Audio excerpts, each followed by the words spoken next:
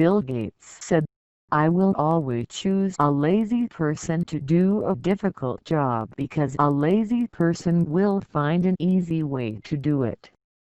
What's a real-life example of this?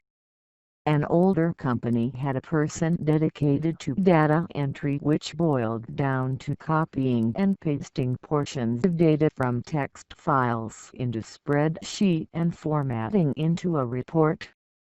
The person originally doing this job spent a full 40+ hours/week doing it, but was not very computer literate.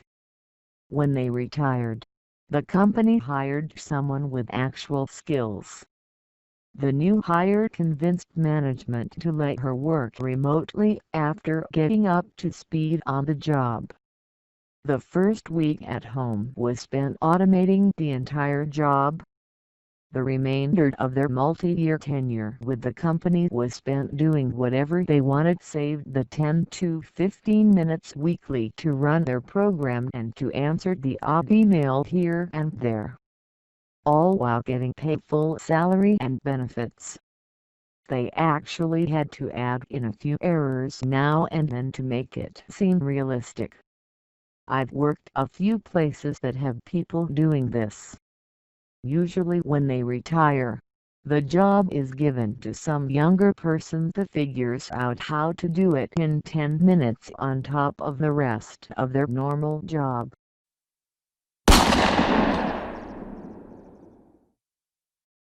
I worked goods in for an aircraft manufacturer as a summer job at university. Parts would arrive, we'd open them and key in all the details into a terminal. That bit was long-winded.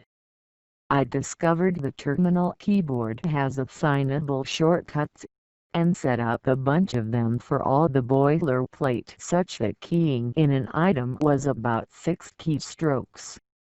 Saved myself and my workmate hours every day, which we would spend pranking each other, other warehouse staff and staff at other sites. Made yourself more efficient and use the extra time to make your colleagues less efficient. Ron Swanson has entered the chat. Given the choice of doing something and doing nothing, I will always choose doing nothing. Unless doing something helps someone else do nothing. I work for a huge company. A huge company. That said, as management are all about 40+, anyone who can use a computer for more than word and writing a letter is deemed a computer geek. Official title. Usually data checking consists of having one Excel spreadsheet on one screen, and on a second screen which has only just become a thing. It's a good old Ctrl+F to find the linked data to check. The LOOKUP has literally cut my workload down from the week's work to 10 minutes. I'm not telling them. Compliance and other managers on an equal footing to me all just think I'm very particular and make a low amount of errors. COVID lockdown has meant I'm working from home and I'm literally doing the 1 to 2 day week. I just want to point out to anyone who is starting a small business and planning to charge by the hour, this thread illustrates why that is a bad idea. You should not be punished because you have developed efficiencies in your work that allow you to complete it quicker than another similar professional. That is value. You should earn from that value you're providing. As the guy I bought my business from said, if you are willing to sacrifice your bill rates, you will work yourself to death for nothing. I have seen many people who will simply pretend the work takes longer to finish because they know that if the boss finds out it can get done faster, they will get more work but no reward of extra pay. Some workplaces will also make people dust or sweep floors if they finish their work early, Heaven forbid you just let them take off early because, 9 to 5, and going home early but keeping the same amount of pay. Definitely not going to happen. I had a boss that wouldn't even let me leave at 4:47 p.m. because I was scheduled till 5 o'clock. This was just a little office where I did not have appointments, customers, or clients. At work, I go through parts and apply 2 different kinds of tape and 2 different kinds of weave.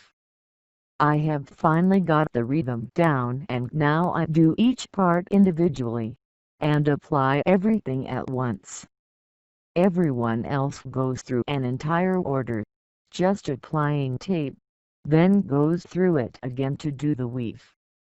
I ask to use the big table in the back of the shop, and just put all the tape and weave tools there, and do the parts all at once. Normal rate for an 8-hour shift is $1,200, but I can manage $1,800 in a day, going at a nice steady pace. Edit: I can't get $1,800 going at a steady pace. I've done it before, but I usually don't. Most days I go slow and relax, purposely only making 1,300 to 1,350 or so parts. It's just enough overrate to get my incentive bonus. And, thanks to being a hard and fast worker, the uppers leave me alone at my big table in the back. They look the other way when I have an earbud in one ear, and they don't notice that I scroll Reddit or read a lot. Any good IT guy will find a way to automate his job so he can sit around browsing Reddit. I left my last SYS admin job and the next guy called me and asked how I was doing the work of 3 people. He was going through the daily playbook and was so far behind. I asked him if he was going through the manual playbook or the automated playbook, as I had left both on my desk. Evidently my former boss had taken the automated one to do the work in the interim and never told the new hire about it.